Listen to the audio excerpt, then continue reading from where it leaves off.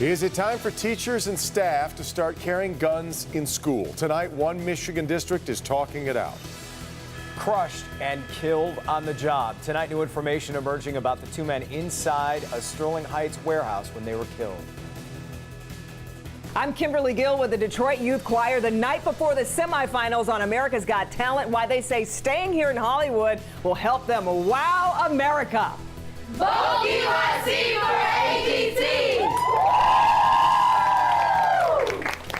Live from downtown Detroit, home of WDIV and Click on Detroit, Local 4 News at 11 starts now. Tonight, a Michigan school district is considering allowing staff members to carry guns on school property. Addison Community Schools in Lenawee County held a meeting tonight to get input from parents. Our Mara McDonald was at that meeting, and Mara, the location of the school is part of the concern here. You know, geography is very much an issue here. The city of Addison, it doesn't have its own police department, which means that it relies on the county sheriff, Lenawee County. The sheriff's department is on the other side of the county, which means response times to this school complex are anywhere between 13 and 38 minutes. 13, 38 minutes, that's not acceptable. Our school shooting facts are it's all over within 7 minutes. The superintendent starting the town hall with the reason the district is considering this in the first place. It's a terrible plan. Awful. Response was mixed, but the discussion was civil. Nobody was screaming anybody down. If this program is implemented, it must be done in a way as to give it the best chance of success and not put our teachers and students in more harm's way. Addison already has multiple security features in place, shatterproof film on the glass, cameras and buzzers, but it doesn't have a full-time school resource officer. Do I think it's a good idea to have guns in the school? I have mixed feelings about it, but in the same aspect, if this is how we're going to be able to do this, and this is how we are going to be able to take care of our children and keep our children safe, I'm completely for it. The district has spent a year investigating this possibility. Tonight was for feedback. The board has made no decision on whether this is a go or not. We're going to listen to you as our community, and from there, we're going to come back and put our heads together. Now, the teachers union has not taken an official position on this. Per the union president, his membership is split, although he says more support the idea than don't. If it was to be implemented, it would not be a mandatory thing. Only staff who had a psych evaluation and who went through advanced CPL training would even be considered to carry on school property. In addition, they would receive a small stipend for carrying. We are in Addison. I'm Mara McDonald, Local 4. Mara, the recovery effort to remove the bodies of two workers crushed to death by slabs of granite lasted late into the night in Sterling Heights. Tim Pamplin joins us with the newest information from the scene. Tim. We were along 19 Mile in Sterling Heights as the Shelby Township Fire Department pulled away from the scene. Many fire departments from across Macomb County made it to the stone warehouse here in what turned out to be rather a dangerous recovery effort as two men died this afternoon. Let's go up to Sky 4. Shortly after the 911 calls came in, two men, one in his 30s, one in his 50s, crushed by several tons of granite that I'm being told was stored up on shelves. And when the workers were trying to remove one of them, the whole thing came crashing down, crushing them both. When word got out, workers from neighboring stone warehouses came rushing over to try and help. Nothing they could do. The two men were crushed, like I say, under several tons. Multiple agencies, Lenox Township, the city of Warren, special operations team were here. Dangerous operation for them as they try to remove tons upon tons of granite to remove these two workers. Back out here, there you see the medical examiner. She'll be handing her report over to Myosha, who will be out here in the morning to conduct their investigation. That is the scene along 19 Mile between Mound and Van Dyke. With the night cam, Tim Pamplin, Local 4. Just dreadful. All right, Tim. Well, it is a cool night across Metro Detroit. It's going to feel like summer, though, again soon. Well, technically, since it still is summer, it's only fair. We should get a little bit more of that. All right. Andrew's in for Ben tonight. How much warmer are we talking here, Andrew? Well, I told you about Devin and Jason. We are expecting those cool conditions to continue as we go through the rest of the evening. We have some clouds overhead. 50s already in Sandusky at 57.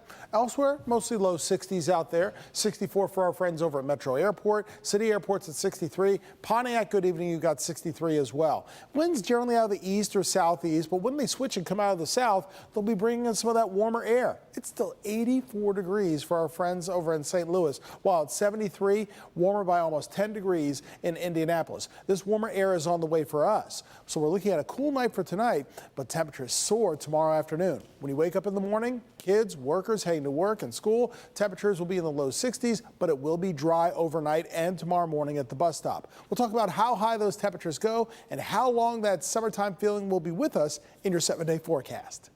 All right, Andrew. Well, 3 years after her murder this week, the man accused of killing Danielle Stislicki is learning just how much evidence prosecutors have gathered against him. Jermont Terry live tonight in Farmington Hills. Prosecutors are pursuing murder charges, Jermont, even though no body has ever been found. Yeah, Devin, investigators never found her body, but this case moves forward. Today, we learned that prosecutors say days after Danielle Stislicki disappeared, Galloway scoured the internet looking for ways on how to pass a polygraph test. The parking lot outside the 47th District Court decked with Find Danny decal. People, mostly family and friends of Danielle Stislicki, lined up to get inside the courtroom number 1. That's where Floyd Galloway came face to face with her family. This is prosecutors present evidence through new video, phone records, and items from Galloway's apartment. Items they say link Galloway's to Stislicki's murder. One of many on the stand, Danielle's mother. She testified about Galloway's infatuation with her daughter, who worked security at her job. Danielle had received flowers from an anonymous person while she was at work. But what shocked even Stislicki's mother, the text exchange between the two. You wouldn't happen to know anything about a nice bouquet of flowers that were left on my desk, would you? From Mr. Galloway to Ms. Stislicki, nope, I'm not sure about any flowers. Witnesses told the court Galloway was the last person seen with Stislicki back in December 2016. Did you see someone in the vehicle with her? Yes. Who was that? The defendant. Stislicki would never be seen again, her body still missing today. But in court, new video placed Galloway at a Tim Hortons near her home. He called for a taxi using a business phone. Stislicki's keys and Fitbit found along the same path Galloway walked to the coffee shop. 2 days after her disappearance, video showed Galloway at a Bed Bath & Beyond buying a comforter for his bedroom. She goes missing. You have a new comforter on the bed. But once investigators got inside Galloway's apartment, they found remnants that could be blood cleaned from the carpet. This area right over here is what illuminated. So this is the section that was cut out. Now, this preliminary hearing, it is expected to last the entire week. It resumes in the morning, and you can count on Local 4 and Click on Detroit to keep you updated. Reporting live in Farmington Hills, outside the 47th District Court, Jermont Terry, Local 4. All right, Jermont. St. Clair Shores man facing serious charges tonight for allegedly stabbing a security guard in front of a downtown Coney Island over the weekend. Police say 21-year-old David Golsey stabbed the security guard during a fight between two groups at American Coney Island. The guard was taken to the hospital. Golsey is now facing multiple charges, including assault with intent to murder. Gone in 60 seconds, try 19. A man's dream car, a classic 1977 Corvette, stolen from a Walmart parking lot. Security video from the Walmart last month capturing it all. It shows a man getting out of a black Dodge Magnum and into the silver Vette, and it takes him 19 seconds to start it up and drive off. Police are still looking for the car thief. If you have any information, please contact Sterling Heights Police. A long-term road funding deal is now on hold as Governor Whitmer has agreed to table talks with Republican leaders and focus instead on the state budget to try to avoid a shutdown. It is abundantly clear to me that there are some that don't want to put real solutions for roads on the table and be serious about this. And it's not fun to be the adult in the room sometimes, but the fact of the matter is we've got important work to do in keeping the state of Michigan open and running, and so I'm going to focus on getting that done. And running out of time to do it. The deadline to finalize the state budget is October 1st.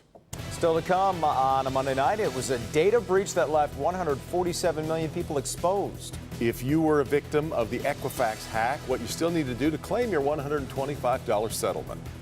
He was allowed inside a family's home only to come running out just moments later. What he stole worth more than $4,000. Hey, Kim. Hi, Jason. It is the night before the semifinals on America's Got Talent. I'm live here in Hollywood with the Detroit Youth Choir. I'll tell you how their nerves are holding up next. Tasty Tuesday has gone to the dogs. Brownies, cupcakes, and cookies. Tomorrow at 6 a.m., local shop that's pampering pets, even ice cream social. We'll see at 6 a.m. I feel like everybody was rooting for us, especially our own city, Detroit. Tomorrow at 5, the Detroit Youth Choir is getting amped for the America's Got Talent semifinals, and Local 4 is taking you live to Hollywood. I'm excited, they're excited, and all of Metro Detroit is excited. Get an exclusive inside look. I'm Kimberly Gill here on Hollywood Boulevard. I'll take you behind the scenes with the Detroit Youth Choir. Get ready to watch, and don't forget to vote tomorrow on Local 4 News at 5.